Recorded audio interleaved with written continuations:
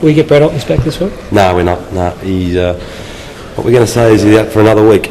We've been saying for 3 or 4 weeks, but that's the case. It's frustrating, isn't it, Mark? It's just one of those ones that just lingers, isn't it? Yeah, but at least he's running now and he's getting closer, and that was what we've been waiting for, so now we can set him, map out a bit of a plan, and it looks like it might be the week after Sydney. Yeah. Well, at least it's giving you a chance to develop your young ruckman, and they've really sort of seized it so far, haven't they? Well, Blakey up to now has been fantastic, and so has Westy, so we've been really happy with the opportunities we've given them. It gives everybody that mouth-watering first bounce on Saturday, doesn't it? Blake and King looking at each other. Yeah, well, yeah. I suppose it's something to look forward to. Is Blakey motivated by it? I don't think he's any more motivated than any other week. I think people are pretty motivated just to play, and he's got a big career in front of him, and he should be looking a bit further than just playing against Stephen King on the weekend. Must be pleased with the way he's responded this year, though. He's shown a lot of character, hasn't he, from coming back from such a disappointment to be playing so well. Well, we always had him in the long-term plans. We always thought he was going to be a good player, and he's still got a lot of work to do, but we needed to give him that opportunity, and we wanted him to stay at the club. And so far he's handled it all exceptionally well.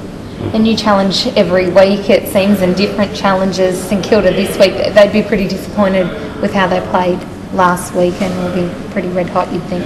Well, our games are always good games. I think we've, since I've been at Geelong, I think we've been paralleled with the Saints, early draft picks and development clubs, and they've always been great games, and both teams have got very good players, so it should be a very interesting game. You were behind them for I think we're going to ask the same thing. You were sort of behind them for a while, Donald, weren't you? But you sort of got ahead of them. But do you see them as one of your main challenges this year? Well, I never thought that they were too far ahead of us, and I don't think that we're too far ahead of them now. I think it's pretty close. Both sides have got some great players, and it always makes for an interesting game, and we're looking forward to it. I know that our boys are looking forward to this game.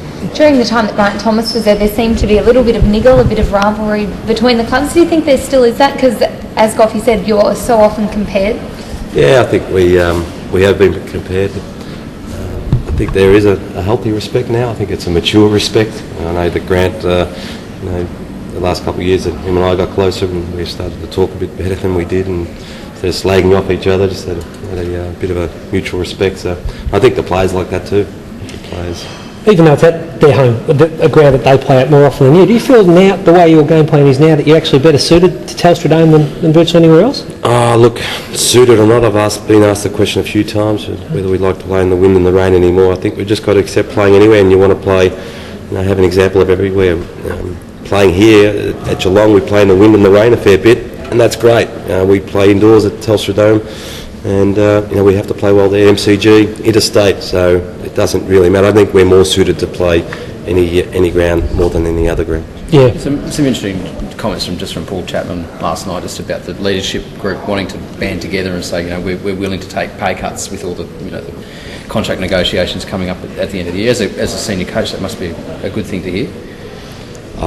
Look, I'm not interested in talking about that. We've got 44 players on the list, and that's all I'm really interested in. We focus on this year, and as long as they actually play as a team this week and do everything they can to beat St Kilda, that's all I'm really interested in. What about changes for this week? Ryan Gamble is obviously one that springs to mind, but a late withdrawal last week. Yeah, he's available, but we never got any fresh injuries from the weekend, so we're going to pick the side tomorrow morning, and it'll be a hard side to pick again. And there are genuinely 3 or 4 guys in our VFL team that deserve to be played. Young Barco, who was very exciting last year, still can't crack it for his first game, and Brent Prismal and Kane Tenace and Lonigan and Dave Johnson. So we have got some guys there that some depth around the club. So it's going to be a very hard team to pick. Is that an area do you think you've improved in compared to last year? Do you think you have got more blokes outside of the best 25 that can come in? I don't think it's much different to last year, but there's certainly we've got some quality people that aren't getting a game at the moment, and that's a bit of a shame that they're not. But it's a good problem to have. How's Prismal in particular handling it, given that he's dominating every week, Mark? I mean, it must be frustrating for him too. I think one of the messages we try and give the players is that we have him here and we think he's going to be a great player, and we're going to play him.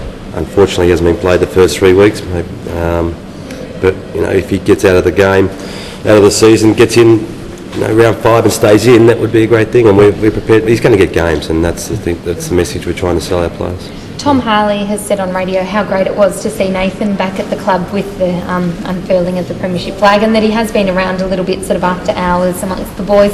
Obviously it's good to sort of have him part of the club while he's not part of the club, I suppose. Well, he's not a player anymore, so he's still very, very welcome as an ex-player and someone who enjoy his company. So yeah, he's been sneaking in late at night, I think, doing a few weight sessions. He's still got the key to the place. So. But look, he's not a player, but we accept him anytime he wants to come around the club, and he's quite welcome. And in that sense, the door's always open, I suppose, for him if he wants to come back. Oh, absolutely. If he decided he wanted to play again, we would certainly help him. We still think he's got a very bright future if he decides. If he doesn't, well, that's okay too.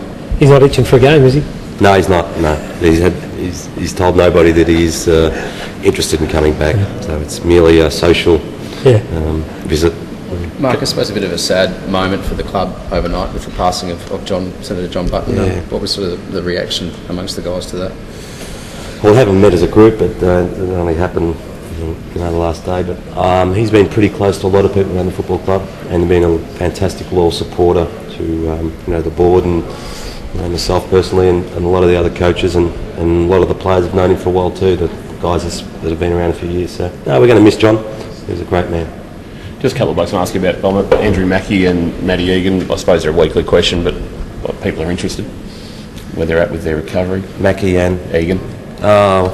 Mackie's going to have one more week on the sidelines and play against Sydney, and Egan's got some good results, and he'll probably start running next week or the week after, and probably be out for 5 or 6 weeks while he's building up his fitness. And so what's that make it, round 10 or 11? Yeah, something like that, if everything goes to plan.